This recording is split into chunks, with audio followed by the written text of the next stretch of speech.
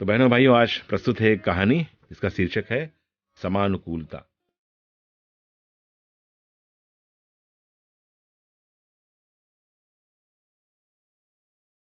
भाइयों बहनों, एक मछुआरा था। मछलियां पकड़ता, उन्हें बाजार में बेचता और उसी से अपना गुजारा चलाता था। अपनी इसी दिनचर्या में एक दिन शाम को वो मछलियां बेचकर बाजार से लौट रहा था। अचानक बहुत तेज बरसात शुरू हो जाती है। वो भीगने लगता है। रास्ते में एक माली का बगीचा है और उस बगीचे में किनारे एक झोपड़ी है। वो दौड़कर उसी में शरण ले लेता है। पानी है कि रुकने का नाम नहीं ले रहा है। रात गहराती जा रही है। करता भी क्या? वो माली से निवेदन करता है, आज रात यहीं ठहरना चाहता हूँ। माली के पास जो भी व्यवस्था है उसे रूखा सूखा अपने स्तर से खाने को दे देता है। वहीं एक चटाई बिछा देता है। कहता है, देखो, ये एक छोटी सी झोपड़ी है, इतनी ही जगह है, इसी में मेरी सारी गृहस्थी चलती है, इसी में रोजी रोटी की व्यवस्था भी है। तुम इसी चटाई पर लेट जाओ, रात भर की तो बात है, सुबह चले जाना। मछुआरे को इससे अधिक क्या चाहिए था? रात किसी तरह बिताना। तो वो लेट जाता है, लेकिन उसे नींद कहाँ आती है। वो बेचैन रहता है। आधी रात को जब माली जगता है, मछुआरे को बेचैन देखता है। उसे समझ में नहीं आता कि मछुआरा थका आ रहा है तो आखिर इसे नींद क्यों नहीं आ रही है। तभी उसके दिमाग में एक बात कौंधती है और उसने अपनी झोपड़ी के अंदर फूलों की जो टोकरी रख रखी थी ना, उसे बाहर निकालने के लिए मछुआरे का सहयोग लेता है। मछुआरे से कहता है, क्यों नहीं इसे बाहर रख दिया जाए। वे दोनों मिलकर फूलों की भरी टोकरी को बाहर निकाल देते हैं और झोपड़ी के बाहर से मछुआरे की टोकरी अंदर ले आते हैं, जिससे वह मछलियां बेचने के लिए ले जाया करता था। माली उसे लाकर मछुआरे के सिराने रख देता है। अब माली मछुआरे से कहता है, ठीक है, तुम सो जाओ। और अब जैसे ही मछुआरा लेटता है, उसे गहरी नींद आ जाती है। वो सो जाता है। तो भाइयों बहनों, इस तरह की घटना क्या उस मछुआरे के साथ ही घटती है? आपने क्या देखा यहां? मछुआरा नई परिस्थिति में आया है, नए सिचुएशन में आया है, फूलों के बगीचे में आया है। जिस झोपड़ी में आया है उसमें फूल ही फूल हैं।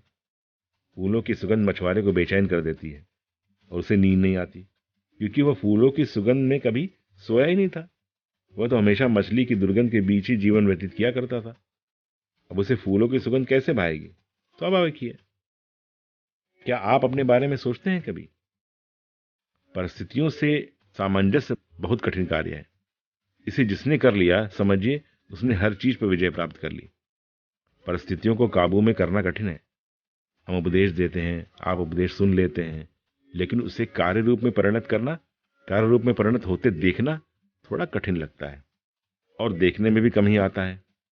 मैं अपनी बातें आपसे कहता हूं, आप सुन लेते हैं, आप उसे कितना आत्मसात करते हैं? जरा अपने मन से पूछिए, मन क्या कहता है आपका? यह जो आपका अपना मन है, यह तो आपके बस में है। आप उससे जो चाहेंगे करा सकते हैं, लेकिन क्या करा पाते हैं? और जब आप अपने मन से अपनी बात नहीं करा पाते हैं, तो कैसे अपेक्षा करते हैं कि दूसरे आपके मन की बात मान लेंगे, आपके अनुसार करेंगे? तो पहले आप अपने मन को मनाइए, अपने मन को समझाइए। और जब आपका मन आपके अनुकूल आचरण करने लगेगा, तो मैं समझता हूं कि परिस्थितियां खुद ब खुद आपके अनुरूप हो जाएंगी, आपके अनुरूप ढल जाएंगी, आप जैसी ही हो जाएंगी। यह शाश्वत सिद्धांत है कि अगर हम ठीक हैं तो सब कुछ ठीक है। अगर हम ही ठीक नहीं हैं तो बाहर ठीक या बेठीक क्या फर्क पड़ता है? फर्क तो बहुत पड़ता है। आपने देखा फर्क? मछुआरे को फूलों की सुगंध रास नहीं आई, और जब सड़ी मछली की टोकरी उसके सिरहाने रख दी गई तो उसे नींद आ गई। क्या आप भी ऐसा ही प्रदर्शन करेंगे? ऐसे प्रदर्शन के लिए तो आप यहाँ आए नहीं हैं। जिसके लिए यहाँ आए हैं, वैसी परिस्थितियां यहाँ हैं और उसके अनुसार आचरण करना सिखाया जाता है, बताया जाता है, प्रयास किया जाता है और कराया जाता है। अगर उस प्रयास को आप ढंग से करें, ईमानदारी से करें, तो निश्चित रूप से आपको अपना लक्ष्य जरूर मिलेगा। तो मेरे प्रिय भाइयों बहनों, कैसी लगी आज को आपकी कहानी? आपको निश्चित रूप से कुछ सीखने को मिला होगा। हमारा प्रयत्न रहेगा कि ऐसे ही बहुमूल्य विचारों वाली कहानियां इस कार्यक्रम के दरमियान आपको सुनाई जाए। कार्यक्रम का नाम मालूम है ना आपको? काम की बात कहानियों के साथ। तो आज मेरे विद्यार्थी भाइयों बहनों, मैं आपको एक बहुत सुंदर सा सुभाषित सुनाना चाहता हूँ। उसका अर्थ बहुत जबरदस्त है और आपकी पर्सनालिटी डेवलपमेंट के लिए बहुत काम आएगा। तो सुभाषित है, नाभिषेको न संस्कारः सिंहस्य क्रियते वने विक्रमाजित सत्पस्यम स्वयमेव मृगेंद्रता।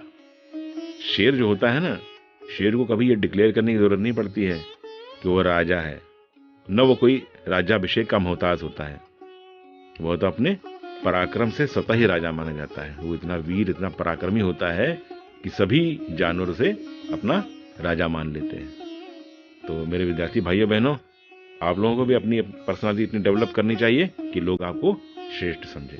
नमस्कार।